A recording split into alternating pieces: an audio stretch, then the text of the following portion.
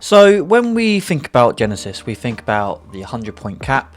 We think about what can we play that's not going to affect our points cost, and that way we can put points towards our engine or some high impact hand traps like Nibiru and Droll, which yes, they've gone down to 5 points, but now today I want to focus on the cards in the game in the Genesis format that are 0 points, and that will have an impact on the game. If you just want to take a screenshot right now, these are some of the best cards in the game. I've sort of condensed it down to a few because we could talk about loads and loads of different cards that are 0 points, because obviously 99% of the cards are 0 points. But I wanted to sort of, as I say, condense it down and get to a few that I feel can be really impactful if you're struggling for that space, if you've run out of points, you've hit your 100 cap, but you still want some cards that are going to be effective against different decks. So we're going to start with Dogoran.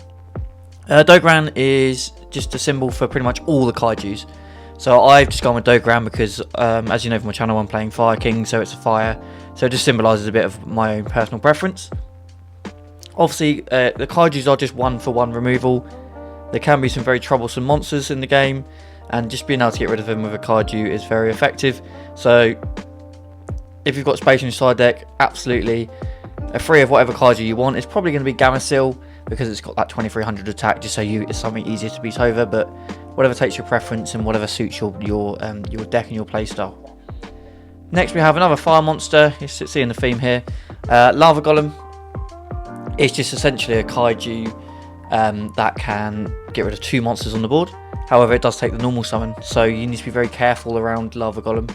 If your deck is high in normal summons, Lava Golem may not be the best card for you, as it takes that normal summon, and it does burn your opponent for 1,000, but that's very negligible in this format. Life points are just a resource, so something to think about. But again, a very, very good card. In the same vein of that, we could probably put the Ra Sphere mode in here as well, which is just same thing but for 3 monsters. But I feel like Lava Golem is just a bit easier. It's not very often your opponent's going to put 3 monsters on the board that are worth getting rid of anyway, so Lava Golem just does the 2, and therefore it's just that good middle ground. Then we have Skullmeister. If you're playing a ranked 4 deck, actually this could be more beneficial than DD Crow, which we'll see in a minute, just because obviously it is a level 4, and therefore you can use it to summon. If you're playing something like Chimera, it's a fiend, so it's more beneficial in that regard as well. Just stops activated effects in the grave, and there actually are quite a lot of them in the game, so actually it's really not that bad. Obviously there are better hand traps, but they are pointed. But if you're really stuck for something, Skullmaster is not a bad shout, and I would suggest that actually it's not a bad inclusion to your side deck or deck. Then we have Kurakara. In my deck profile, I talked about this card. It's a slightly worse kaiju in some respects, but in some ways it can be incredible. So basically what this does, we'll have a read if you're unsure. So it cannot be normal summoned or set, must be special summoned from your hand by tributing all face-up monsters on the field that activated their effects this turn in your opponent's monster zone. So what you can do is you can play through your opponent's board, forcing them to activate their effects, and then you can just slam this down on the board, and it can have some incredible amounts of attack. It could have 6,000 attack. And you get rid of all their monsters on the board by tributing them. And then one of the best effects is it can actually summon something back from your opponent's graveyard in the end phase. So if you haven't killed them, or let's say all their effects go off in the battle phase and you've had to main phase 2 do this, at least then you can summon something back from the graveyard that may be follow up for them, which is exactly what I did at a tournament at the weekend, and this was really, really good for me. And I only played this because I didn't have 3 Dogorans, but I'm actually really glad I did because it came up and it was very effective. Then we have DD Crow, pretty much a staple in this format at the moment. If you don't have enough points, DD Crow is really effective, and actually, just in general, it's a very good card because lots and lots of decks in the format, I'd say probably over 80% of them, are accessing their graveyard, are accessing targeted cards in their graveyard. So this is really, really good for flushing them out of the graveyard, banishing them, and really stopping your opponent in their tracks. So actually I think DD Crow is very underrated. Again, if your deck can afford things like Veiler and Ash, then obviously they are better than DD Crow in most aspects, but it was a very, very good card regardless. Then we move on to our spell cards. So we have Dark Ruler No More. Not a lot needs to be said about this card really. It's a blanket negate on your opponent's board. If you've got quite a grindy deck, like for me, I play Fire Kings. Dark Red Animal is great for me because I tend to win in the grind game, so I don't need to kill my opponent there and then. Very, very good card. Almost an auto include on lots of side decks. It also depends on your local meta as well, of course, because if you're playing against decks that have a lot of interactions outside of the field, perhaps it's not so good, but it's very local meta dependent. Then we have 7th Tachyon, which is a bit more niche, but it is a search card, which is free in the format. Typically, search cards are quite expensive in this format. We're talking sort of between 30 and 40 points for things like Reinforcement in the Army, Fossil Dig, Fight for Patchwork, things like that. Lots of search cards are very expensive. 7th Tachyon is it's free. And Konami actually came out and said this was free because it is an inherent -1 that locks you into XYZs, which is fair enough, but I can see this card getting a few points in the future. But for now, if your deck can play it and you are short on sort of consistency, I think 7th Tachyon is a great pickup for you. Then we have Ultimate Slayer, and what we'll do, we'll go down to our Ultimate Slayer targets in a second as well. Ultimate Slayer is just something your opponent cannot actually respond to with monster effects, so it's really, really good. And it's often a 2-for-1 because your targets will then take something else off the board. So very, very effective. Very, very dangerous card in the format, and if you can afford to play it, I would. So we're going to go down to the targets. So we'll start with the XYZs. Valon, a great target. If it's sent to the graveyard, you can pop a set card. So good against back row cards, or if you're in the middle of a grind game and you play book cards and things like that, then it's very useful for that as well. But again, it's just for hitting back row mainly. Aggregator is there. If you send it, you can negate something on the field, which is really brilliant. So definitely worth considering this card. Then we have Armor Long, which is just you send this with the Ultimate Slayer, then it returns a card. Or Enigmaster Pack Bit, which is a bit of an odd one. When it's sent to the graveyard, you can discard a card and you can put one of your opponent's monsters into the spell and trap card zone.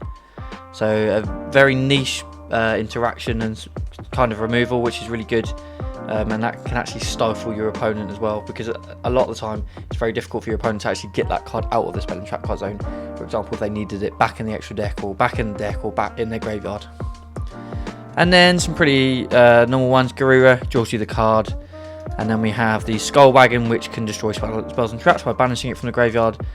And then the Skull Knight, which can destroy monsters by banishing it from the graveyard. So they're a little bit more niche, and you probably will go with Garura a lot of the time as your fusion target, but I thought I'd highlight them. And next we have Cosmic Cyclone.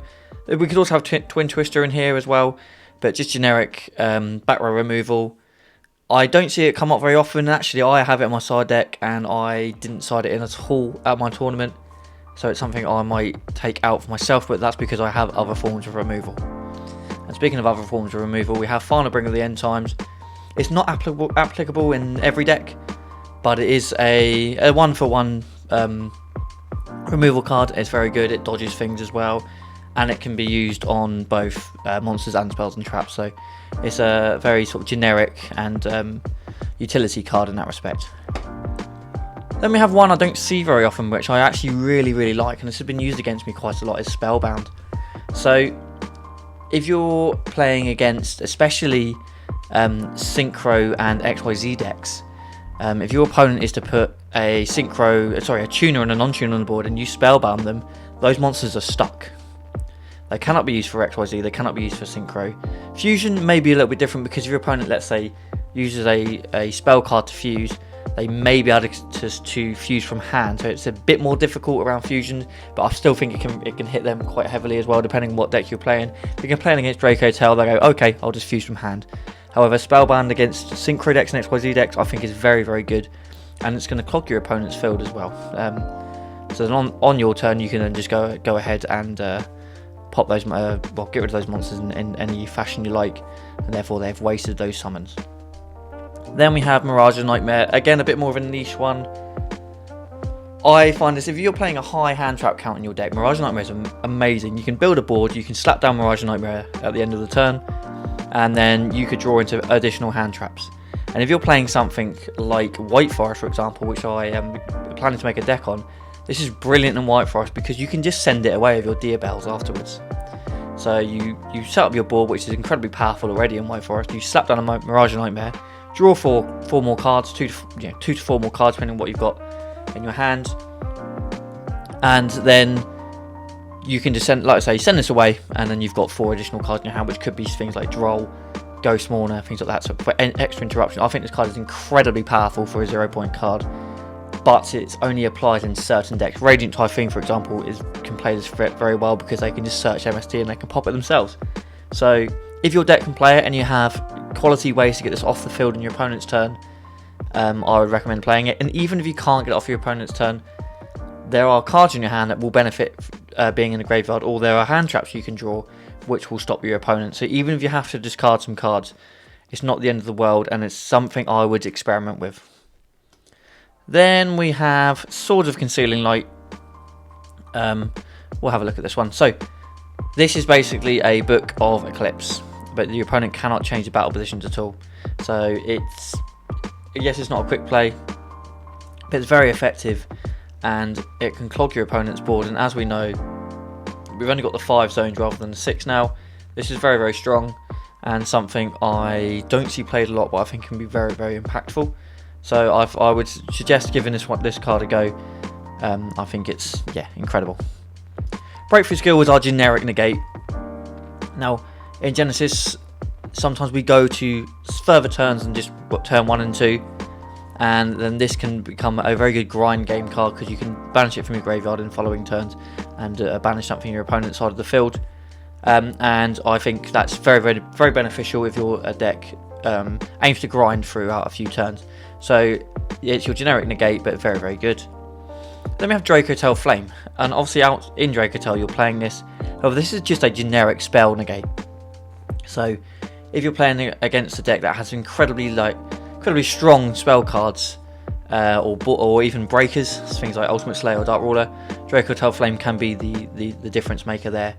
And it's something I wouldn't fault you if you played 3 in your side deck. Then we have Torrential Tribute, an old school card. Just destroy a monster on the field when a monster is summoned. Could not fault you for playing this. Obviously it depends on what deck you're playing. Like Fire Kings can make use of this. Or Genesys can make use of this because they're all just going to come back to your hand at the end of the turn. It's a bit more situational because sometimes you do not want to be popping your own board, but it's something to look out for and it's something to consider when you are playing against certain opponents. Then we have Lost Wind, which is just another generic sort of negate one, but it only does special summon monsters, but it can come back if a monster is special summon. So again, more of a grindy game. If your opponent summons from the extra deck, you can bring it back. So it has a multi-use, but I still think Breakthrough Skill is better than this. And then last but not least, we have Draco Utopian Aura. I included this because I think it's just quite a surprising card for people.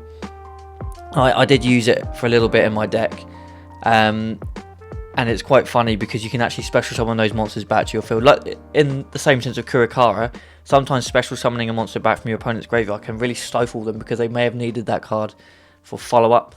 And it's a counter trap, so it's harder for your opponent to respond to. So I would play Breakthrough Skill over this, but if you're looking for something a bit more fun, this is a pretty cool card to use and it will throw your opponent off. So if you have any other suggestions for cards that I could have added for our 0 points staples, please let me know. But these are some of the best ones and some of the ones that I have experimented with, and I suggest we go out there and we give it a go. Ultimately, Genesys is about having fun, especially when you're playing at your local level. When it comes to YCSs, yes, maybe you want to be a bit more optimal. You may want to just play things like Flame. You might want to just play just Kaijus, Dark Rulers, Ultimate Slayers, etc. But go out and experiment. Your opponents will be thrown off if you use some of the more wackier cards out there, and I just think it's a great format for that sort of experimentation. But anyway guys, thanks for listening. We'll see you in the next video.